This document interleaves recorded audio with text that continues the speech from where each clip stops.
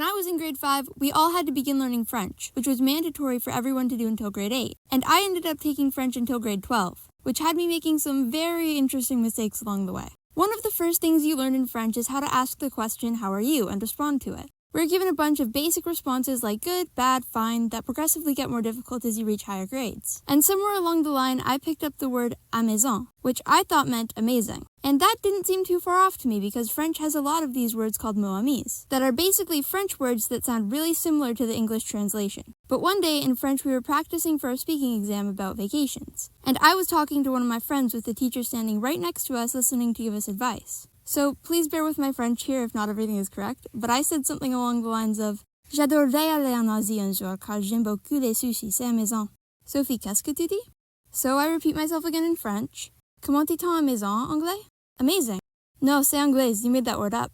And I was shocked. Not because I made the word up, half of French is just guessing for me and hoping what I say makes sense, but because I know for a fact I'd been using that word for years and I just can't believe no one ever corrected me. But by the time I was corrected, this word was so ingrained into my vocabulary that I still sometimes have trouble remembering if the word I made up is amusant or amusant, because amusant is a real word that means fun. Another mistake I used to make in French 12 was speaking too fast. And everybody thought I was doing it to try and impress people and sound more fluent, but really, my thoughts just move a mile a minute and I was talking that fast to keep up with them. And my teacher told me several times to stop and slow down because I would make less mistakes if I just thought through what I was saying more. But I would try sometimes, and it was actually harder for me because I would lose my train of thought and forget where I was going with what I was saying. But it also kind of worked out for me because during exams, my teacher would always give me marks for taking risks and using harder grammar concepts. But I wasn't doing it on purpose. I was just saying whatever popped into my head whether I knew exactly how to or not. We could also get a streak on this language learning app for extra credit, so I downloaded the app and made an account. But as soon as you make an account, the app asks you if you've ever learned French before, and I said yes.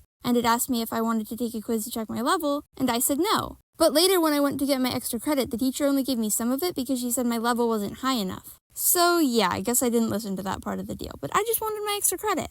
But looking back, I should have known it was too good to be true because those lessons were way too easy for me. But at that point in the semester, I still had time to upgrade my level by passing this quiz in the app. And my grammar and pronunciation were strong enough, but I didn't have a large enough vocabulary. So I got the smartest girl in the class to help me, and she tried it a few times, but she couldn't get it either. The app teaches you all the vocab for each unit, so even though the grammar and other stuff was way too easy, I still had to go through the levels because I didn't know the vocabulary. And this all could have been avoided if I had just taken the test at the beginning to start at a higher level. Or maybe not, and I would have failed it. Who knows? But fear not, that wasn't the only time I signed myself up for something in that class with absolutely no clue what I was getting myself into. There was also the DELF exam. So DELF stands for Diplôme d'études en langue française, or Diploma of Studies in the French Language, or something. I don't know, my French is a little rusty. And it's a French proficiency test, and when we were told we had the opportunity to sign up, I was just kind of like, sure, I guess we're doing this now. And I didn't really give it much thought. For context, there were 4 types of kids in my French class.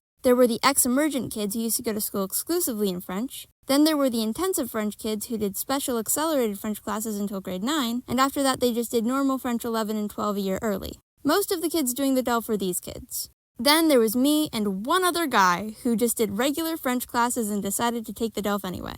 And lastly, we have the smartest girl in the class. Like, sure, technically she was in the same classes as me and the other guy, but she doesn't count because she's a genius and she got higher grades in that class than the ex-emergent kids. Like, I know this girl was secretly French, I just can't prove it.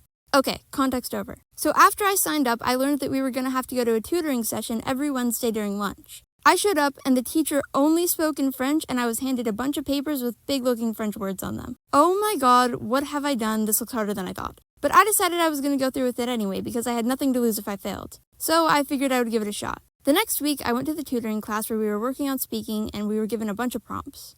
I showed up late that day because I had gone to teach some elementary school kids a lesson also from my French class. So while the teacher was talking, I was tuning her out and just reading the paper she had given me. And this teacher didn't know my name yet, so while I was sitting there right in front of her, not listening, she was talking about how I needed to come talk to her, and if anybody there knew me, they needed to send me to her because if I didn't give her some crucial information to sign me up for the DELF, I would be kicked out of the program and not allowed to take the test. But obviously nobody there thought to tell me this because from their point of view, I was sitting right in front of her listening to it. But luckily, I ended up being the last kid to leave the class that day, and while I was walking out, the teacher asked me my name, and it all got sorted out. But she seemed pretty confused why I didn't say anything anything while she was talking about me to the whole class. So I signed up for the DELF officially this time, and eventually the day comes and goes, and the only thing left to do is wait and see whether I passed or not. And from what I remember, we were all told that we would get an email with our results about a month after, and if we passed, we would get our certificate in the mail 5 months after the test. But that never happens, and I just keep checking my email, but months pass, and it never comes. So about 6 months after the exam, I asked my friend who also took it if she got her results, and she's like,